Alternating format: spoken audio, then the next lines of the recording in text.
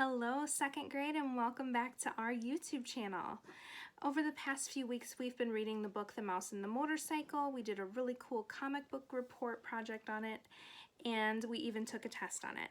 So we're finished with The Mouse and the Motorcycle. So now it's time for us to start a brand new chapter book. And we are going to be reading Charlotte's Web. This is a really wonderful story. It even, if you can see on the cover, it has won the Newbery Honor Award, and that's a super special award that not all books get. So this has been proven over time to be an amazing story. It teaches us a lot of lessons about friendship. There's a lot of important friendships in the book, especially between this girl, this pig, and this spider, which is really interesting. So I can't wait to read it with you. We're going to be reading chapters 1 and 2 today. Before we do, I want to take a look at our poster back here. Here we have the title of the book, Charlotte's Web. On this side of the poster, it says characters. As we get introduced to new characters in the book, I'll write their names up there. And then on the other side is vocabulary. So if we run into any kind of tricky words or words that are important to the story, we'll write those up there too, and I'll explain what they mean. All right, so we're going to get started reading Charlotte's Web. If you do not have a copy of this book, which I'm sure most of you don't worry, because there's a copy for you to pick up at Lloyd's School. So make sure you go there and that you're following along with me as I read, because you're not going to become better readers if you're not reading. It's great to listen to a story, but the whole reason that me and Miss Kinsella and Miss Stasiowski are reading these chapters aloud to you is so that you can follow along with the words in the story. That's why we have a copy for each one of you. And if we were still in the school building reading together, you'd each have a copy too. So make sure that you go pick one up at school. All right, so let's start reading. Like I said, we're going to read chapters 1 and 2 today. The cool thing is, even though this book is fiction, which I'm sure you could tell by the cover with the cartoon and the idea that there's friendships between spiders and pigs and things like that, even though it's fiction, there's a table of contents, so it tells you what page each chapter's on, so that may be helpful when we get further into the book. Before we start reading, I mentioned that this book is about a pig, right? Well, I'm going to introduce you to my own personal pig. She's not really a pig, but she sounds like one. This is my dog, Frieda. Frieda, look over here. Say hi. This is Frieda. She's 1 year old, and she sounds like a pig. So she's sitting right behind me in my chair. So if you hear any snort noises during the story, you can pretend it's the pig in the story, but it's really little Frieda. She's sleepy. All right. Okay, let's get started with chapter 1. Chapter 1 is called Before Breakfast, and it's on page 1. Let's get started. Make sure you're following along with me in your copy of the book. "Where's Papa going with that axe?" said Fern to her mother as they were setting the table for breakfast. "Out to the hog house," replied Mrs. Arable. "Some pigs were born last night." "I don't see why he needs an axe," continued Fern, who was only 8. So Fern's 8, which is probably the age of most of you. A couple of you might still be 7, but you'll be turning 8 really soon. So that's pretty cool. One of our main characters, Fern, is the same age as you guys, 8 years old. "Well," said her mother, "one of the pigs is a runt. It's very small and weak, and it will never amount to anything. So your father has decided to do away with it." "Do away with it?" shrieked Fern. "You mean kill it? Just because it's smaller than the others?" Mrs. Arable put a pitcher of cream on the table. "Don't yell, Fern," she said. "Your father is right. The pig would probably die anyway." Fern pushed a chair out of the way and ran downstairs. The grass was wet and the earth smelled of springtime. Fern's sneakers were sopping by the time she caught up with her father.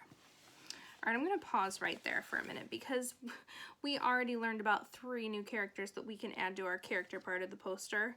And I kind of want to talk about what's happening already because there's kind of some big words that we may not know. All right, so one of these words is the word runt that we find on page 1. Runt means that if you have like a litter of puppies or kittens or pigs, like in the book, that means the smallest one. So it's smaller than the others. It's usually pretty weak, and sometimes runts don't make it. They don't survive because they're a lot tinier and not as healthy as the other animals. So Fern's dad, Mr. Arable, is going to go take an axe out there and kill the pig because he thinks it's going to die anyway since it's the runt. So that's pretty sad. And Fern is really upset about it. She's running out there to stop him. So that's what's happening so far. But we just learned about 3 new characters. We've got Fern. She's our main character, the little girl. We have Mrs. Arable, the mom, and Mr. Arable, the dad. Let me write their names on our poster. All right, I just added Fern, Mr. Arable, and Mrs. Arable's name to our character part of the chart. And I also added the word runt to the vocabulary part of the chart, since we just talked about what that means. All right, so we just finished page 1. We're turning to page 2. Please don't kill it, she sobbed. It's unfair. Mr. Arable stopped walking. Fern, he said gently, you will have to learn to control yourself. Control myself? Yelled Fern. This is a matter of life and death, and you talk about controlling myself? Tears ran down her cheeks, and she took a hold of the axe and tried to pull it out of her father's hand. Here's a picture of that happening. So Fern is trying to pull the axe out of her dad's hand so that he won't hurt the pig. Fern, said Mr. Arable, I know more about raising a litter of pigs than you do. A weakling makes trouble. Now run along. But it's unfair, cried Fern. The pig couldn't help being born small, could it? If I had been very small at birth, would you have killed me? Mr. Arable smiled. Certainly not, he said, looking down at his daughter with love. But this is different. A little girl is one thing. A little runty pig is another. I see no difference, replied Fern, still hanging on to the axe. This is the most terrible case of injustice I ever heard of. All right, that's a big word on page 3, injustice. Injustice means when something's not fair. So we would say that something being just is being right or fair, and something being unjust or injustice is unfair. So she's saying, like, this is the most terrible case of something not being fair that she'd ever heard. All right, I'm going to add the word injustice to our board. All right, there we go. We've got injustice up there on our board, something not being fair or right. All right, we're still in the middle of page 3. A queer, that means like strange, look came over John Arable's face. He seemed almost ready to cry himself. All right, he said, you go back to the house and I will bring the runt when I come in. I'll let you start it on a bottle, like a baby. Then you'll see what trouble a pig can be. When Mr. Arable returned to the house half an hour later, he carried a carton under his arm. Fern was upstairs changing her sneakers. The kitchen table was set for breakfast, and the room smelled of coffee, bacon, damp plaster, and wood smoke from the stove. Put it on her chair, said Mrs. Arable. Mr. Arable set the carton down at Fern's place. Then he walked to the sink and washed his hands and dried them on the roller towel. Fern came slowly down the stairs. Her eyes were red from crying. As she approached her chair, the carton wobbled, and there was a scratching noise. Fern looked at her father, and then she lifted the lid of the carton. There, inside, looking up at her, was the newborn pig. It was a white one. The morning light shone through its ears, turning them pink. He's yours, said Mr. Arable, saved from an untimely death, and may the good Lord forgive me for this foolishness. Fern couldn't take her eyes off the tiny pig. Oh, she whispered. Oh, look at him. He's absolutely perfect. She closed the carton carefully. First she kissed her father, then she kissed her mother, then she opened the lid again, lifted the pig out, and held it against her cheek. So her parents are letting her keep this little runt pig as a pet, so it didn't get killed, so that's the good news. It's super exciting that she gets a pig for a pet. Can you hear my little piggy snoring behind me? At this moment, her brother Avery came into the room. Avery was 10. We'll have to add his name to the character part of the poster. So Avery is the brother. He was heavily armed, an air rifle in one hand and a wooden dagger in the other. "What's that?" he demanded. "What's Fern got?" "She's got a guest for breakfast," said Mrs. Arable. "Wash your hands and face, Avery." "Let's see it," said Avery, setting his gun down. "You call that miserable thing a pig? That's a fine specimen of a pig. It's no bigger than a white rat." So it's a very small pig, like we mentioned before. "Wash up and eat your breakfast, Avery," said his mother. "The school bus will be along in half an hour." "Can I have a pig too, Pop?" asked Avery. Pop's his nickname for his dad. "No, I only distribute pigs to early risers," said Mr. Arable. Fern was up at daylight, trying to rid the world of injustice. That means she was up really early, trying to make things fair and right in the world. As a result, she now has a pig. A small one, to be sure, but nevertheless a pig. It just shows what can happen if a person gets out of bed promptly. "Let's eat." But Fern couldn't eat until her pig had had a drink of milk. Mrs. Arable found a baby's nursing bottle and a rubber nipple. That's what they call the top of the bottle. She poured warm milk into the bottle. Here's a picture of Avery before we turn the page. She fitted the nipple over the top of the bottle and handed it to Fern. "Give him his breakfast," she said. A minute later, Fern was seated on the floor in the corner of the kitchen, with her infant between her knees, teaching it to suck from the bottle. The pig, although tiny, had a good appetite and caught on quickly. So here's Fern feeding the baby pig. So cute. Look how tiny he is. The school bus honked from the road. "Run!" commanded Mrs. Arable, taking the pig from Fern and slipping a donut into her hand. Avery grabbed his gun and another donut. The children ran out to the road and climbed into the bus. Fern took no notice of the others in the bus. She just sat and stared out of the window, thinking what a blissful world it was, and how lucky she was to have entire charge of a pig. By the time the bus reached school, Fern had named her pet, selecting the most beautiful name she could think of. "Its name is Wilbur," she whispered to herself. She was still thinking about the pig when the teacher said, "Fern, what's the capital of Pennsylvania?" "Wilbur," replied Fern dreamily. The pupils giggled and Fern blushed. All right, we hit a few big words on that page, so let's talk about them. First of all, we need to add Avery to our character part of the poster. And then now we know what our new little character's name is. His name is Wilbur. So let me add that to the chart. I just added Avery's name to our character part of the poster and Wilbur's name. So those are the characters we met in chapter 1. Fern, Mr. Arable, Mrs. Arable, Avery, and Wilbur. Super exciting.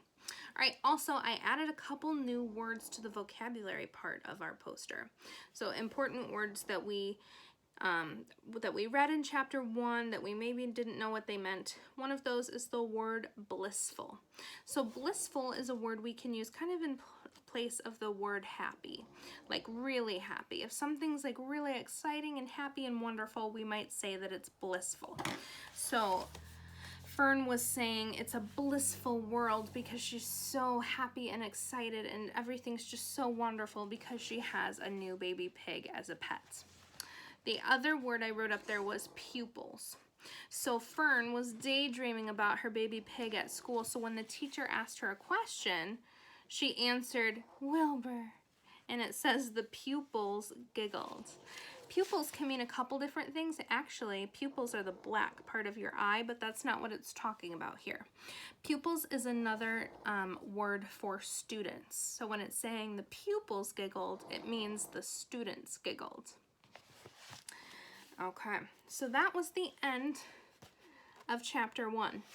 But unlike The Mouse and the Motorcycle, where we were only reading one chapter at a time, with Charlotte's Web, we want to make sure that we can finish the book before the end of the school year happens, which is crazy. It's coming up in about 4 weeks. So we're going to be reading 2 chapters each time, which chapter 1 was pretty short. So I am happy to start reading chapter 2. Chapter 2 is called Wilbur, and it's on page 8. So go to page 8 and please follow along with me. Fern loved Wilbur more than anything. She loved to stroke him, pet him, to feed him, to put him to bed. Every morning, as soon as she got up, she warmed his milk, tied his bib on, and held the bottle for him. So she treats him like a real baby. She's putting a bib on him, giving him milk and a bottle. Every afternoon, when the school bus stopped in front of her house, she jumped out and ran to the kitchen to fix another bottle for him. She fed him again at supper time, and again just before going to bed. So it kind of is like having a real baby. Real babies need to eat like all around the clock, and Fern is having to feed Wilbur a lot of times during the day. Her dad warned her that it'd be trouble to take care of a little pig like that because he needs extra help eating and being taken care of, because if he was out with the mama pig, he probably would die because he's so small that he wouldn't really be able to fight with his little piggy siblings to get milk and things from his mom. So that's why he needs to be in with Fern instead of out with his mom. So it's a lot of work, but it says that Fern loved Wilbur more than anything. So I think that she doesn't mind the work of having to take care of her new pet. All right, so we're still on page 8. Okay. Mrs. Arable gave him a feeding around noontime each day when Fern was away in school. Wilbur loved his milk, and he was never happier than when Fern was warming up a bottle for him. He would stand and gaze up at her with adoring eyes. So it sounds like Wilbur likes Fern, too. For the first few days of his life, Wilbur was allowed to live in a box near the stove in the kitchen. Then, when Mrs. Arable complained, he was moved to a bigger box in the woodshed. At 2 weeks of age, he was moved outdoors. It was apple blossom time, and the days were getting warmer. Mr. Arable fixed a small yard especially for Wilbur under an apple tree and gave him a large wooden box full of straw with a doorway cut in it so he could walk in and out as he pleased. "Won't he be cold at night?" asked Fern. "No," said her father. "You watch and see what he does." Carrying a bottle of milk, Fern sat down under the apple tree inside the yard. Wilbur ran to her and she held the bottle for him while he sucked. When he had finished the last drop, he grunted and walked sleepily into the box. Here's a picture of that happening. So Fern has just fed Wilbur and he's going inside the box. Fern peered through the door. That means she looked inside. Wilbur was poking the straw with his snout. His little nose is called a snout. In a short time, he had dug a tunnel in the straw. He crawled into the tunnel and disappeared from sight, completely covered with straw. Fern was enchanted. It relieved her mind to know that her baby would sleep covered up and would stay warm. Every morning after breakfast, Wilbur walked out to the road with Fern and waited with her until the bus came. She would wave goodbye to him and he would stand and watch the bus until it vanished around a turn. While Fern was in school, Wilbur was shut up inside his yard, but as soon as she got home in the afternoon, she would take him out and he would follow her around the place. If she went into the house, Wilbur went too. If she went upstairs, Wilbur would wait at the bottom step until she came down again. If she took her doll for a walk in the doll carriage, Wilbur followed along. Sometimes on these journeys, Wilbur would get tired, and Fern would pick him up and put him in the carriage alongside the doll. He liked this, and if he was very tired, he would close his eyes and go to sleep under the doll's blanket. He looked cute when his eyes were closed because his eyelashes were so long. The doll would close her eyes too, and Fern would wheel the carriage very slowly and smoothly so as not to wake up her infants. Here's a picture of that. Look how cute Wilbur looks next to the doll in the little carriage. One warm afternoon, Fern and Avery put on bathing suits and went down to the brook, that's a little stream of water, for a swim. Wilbur tagged along at Fern's heels. When she waded into the brook, Wilbur waded in with her. He found the water quite cold. too cold for his liking. So while the children swam and played and splashed water at each other, Wilbur amused himself in the mud along the edge of the brook, where it was warm and moist and delightfully sticky and oozy. So the water's cold, but he's like squishing in the nice warm mud. Every day was a happy day, and every night was peaceful. Wilbur was what farmers call a spring pig, which simply means that he was born in springtime. When he was 5 weeks old, Mr. Arable said he was now big enough to sell and would have to be sold. Fern broke down and wept. Wept is another word for cried. So he's only 5 weeks old, and her dad's like, all right, he's big enough, he's got to go now. And Fern is so sad. That was her pet. But her father was firm about it. Wilbur's appetite had increased. He was beginning to eat scraps of food in addition to milk, and Mr. Arable was not willing to provide for him any longer. He'd already sold Wilbur's 10 brothers and sisters. He's got to go, Fern, he said. You've had your fun raising a baby pig, but Wilbur's not a baby any longer, and he's got to be sold. Call up the Zuckermans, suggested Mrs. Arable to Fern. Your Uncle Homer sometimes raises a pig, and if Wilbur goes there to live, you can walk down the road and visit him as often as you like. How much money should I ask for him? Fern wanted to know. Well, said her father, he's a runt. Tell your Uncle Homer you've got a pig you'll sell for $6 and see what he says. It was soon arranged. Fern phoned and got her Aunt Edith, and her Aunt Edith hollered for Uncle Homer, and Uncle Homer came in from the barn and talked to Fern. When he heard that the price was only $6, he said he would buy the pig. Next day, Wilbur was taken from his home under the apple tree and went to live in a manure pile in the cellar of Zuckerman's barn. All right, so some big things happened on page 12, which is the last page of chapter 2. So let's talk about what just happened. So Wilbur is big enough that Fern's dad says, like, all right, he's eating a lot of food and we can't keep him anymore. He has to be sold. And Fern is super upset because she loves him. It's her little baby pig. It's her little pet. So Fern's mom suggests, well, why don't we call up your uncle and your aunt? They live down the road. So that is Uncle Homer and Aunt Edith. And their last name is Zuckerman. So Uncle Homer and Aunt Edith Zuckerman. She's like, why don't you call Uncle Homer, see if he wants a pig. Sometimes he has a pig in his barn. So she calls him up and he says, yes. So Fern is probably happy because she'll go get to visit Wilbur anytime she wants. So that's pretty exciting. All right, let me add their names to our poster. So I just added Uncle Homer and Aunt Edith's name to our poster because they're the new characters we've met. We're running out of space, so next time we may have to write their names a little bit smaller. So those are all the characters we've met in chapters 1 and 2.